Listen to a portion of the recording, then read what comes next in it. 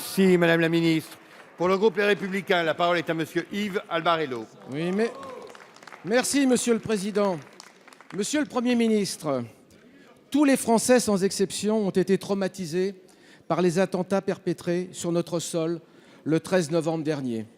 Après ces dramatiques attentats, la riposte a été immédiate et couronnée de succès.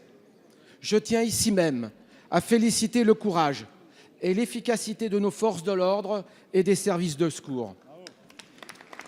Bien sûr, mes chers amis, nous regrettons le temps perdu. Mais aujourd'hui, la réponse ne peut plus attendre. Il vous faut maintenant agir. J'ai moi-même signalé à votre ministre de l'Intérieur, en juillet dernier, le cas d'un jeune Français dont le comportement a inquiété son entourage tant sa radicalisation était devenue évidente. Le maillon faible, ce sont les mosquées salafistes radicalisées. À Lagny-sur-Marne, commune de ma circonscription, nous nous doutions que la mosquée pouvait abriter des imams radicaux. Lors de la perquisition du 2 décembre, un pistolet a été retrouvé ainsi que des munitions de calibre 7,62 pour armes de guerre de type Kalachnikov. Des chants religieux à la gloire des martyrs du djihad, une école coranique clandestine, des vidéos de propagande de l'État islamique. Ces mosquées radicalisées implantées sur tout le territoire national, au nombre de 89, selon le ministère de l'Intérieur, se distinguent des mosquées traditionnelles par leurs pratiques, en rendant certains jeunes plus vulnérables à la radicalisation. Cela constitue un véritable danger pour la sécurité des Français. Ces imams venus d'ailleurs infusent leur thèse radicale qui plaisent aux jeunes. Ces lieux de culte qu'ils noyautent représentent de véritables viviers, pour ne pas dire de couveuses, pour les futurs combattants au djihad. Monsieur le Premier ministre, quelles sont les mesures que vous comptez mettre en œuvre pour fermer définitivement ces mosquées radicalisées qui prônent un discours fondamentaliste? La parole est à Monsieur le Premier ministre, Monsieur Manuel Valls. Monsieur le Président, Monsieur le député Albarello, le ministre de l'Intérieur aurait pu bien sûr vous répondre. Il est à Londres cet après-midi dans le cadre d'une rencontre avec d'autres ministres de l'Intérieur pour joindre là encore tous les efforts pour lutter contre le terrorisme, contre l'État islamique qui s'attaque non seulement à la France mais qui a plusieurs cibles, vous le savez, en Europe et dans le monde. Un certain nombre d'éléments nous ont conduits à réaliser le 2 décembre dernier, vous l'évoquiez, la perquisition de la mosquée de Lagny-sur-Marne, ainsi que 10 perquisitions administratives individuelles visant des personnes participant directement à sa gestion ou à son organisation.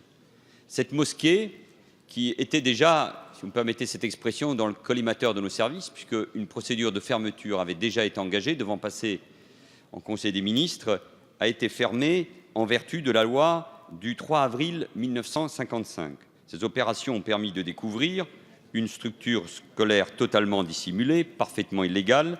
L'État était donc fondé à invoquer cette disposition de la loi sur l'état d'urgence.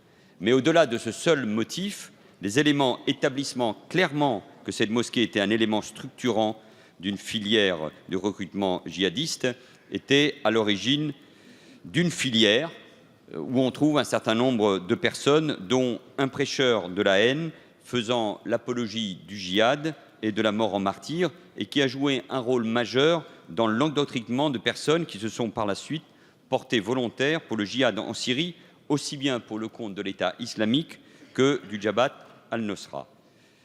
Cette personne avait également fait déjà l'objet d'un gel administratif de ses avoirs en qualité de gestionnaire de la mosquée. De nombreux éléments démontrent que cette filière était pérennisée. Donc, que cela soit pour la mosquée de Lagny ou pour d'autres mosquées, avec les éléments de l'état de droit, avec les éléments de l'état d'urgence, nous allons poursuivre ces perquisitions, nous allons poursuivre cette traque de cet islamisme radical, de ce salafisme qui corrompt une partie de notre jeunesse, et nous devons être intraitables, agir.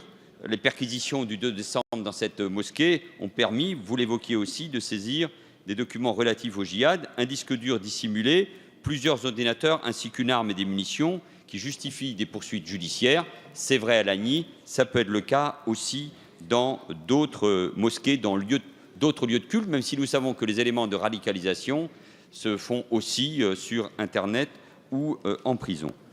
En concluant, je voudrais vous dire, monsieur le député, et rappeler que les musulmans de France sont les premières victimes de l'islamisme radical. Un certain nombre d'établissements, de mosquées, sont noyautés ou déstabilisés par des éléments qui cherchent à en prendre le contrôle. Et s'il n'est pas du ressort de l'État d'organiser la religion, en revanche, il est de son devoir de veiller à éviter cette déstabilisation et agir efficacement, soit par la voie administrative, soit par la voie judiciaire, chaque fois que c'est nécessaire. Oui, notre adversaire, notre ennemi, c'est l'islamisme radical, et il doit savoir que l'État, fort de soutien de la représentation parlementaire, sera intransigeant et déterminé. Et en même temps, je veux ici encore une nouvelle fois affirmer un message de soutien à nos compatriotes musulmans. L'État se doit agir contre l'islamisme radical, mais l'État a aussi un devoir de protection vis-à-vis de nos compatriotes et de nos concitoyens musulmans pour éviter les amalgames qu'on entend de l'autre côté de l'Atlantique, mais qu'on entend aussi dans notre pays. C'est ça la République, et je voulais le dire en ce jour d'anniversaire de la loi de 1905. Merci, monsieur le Premier ministre.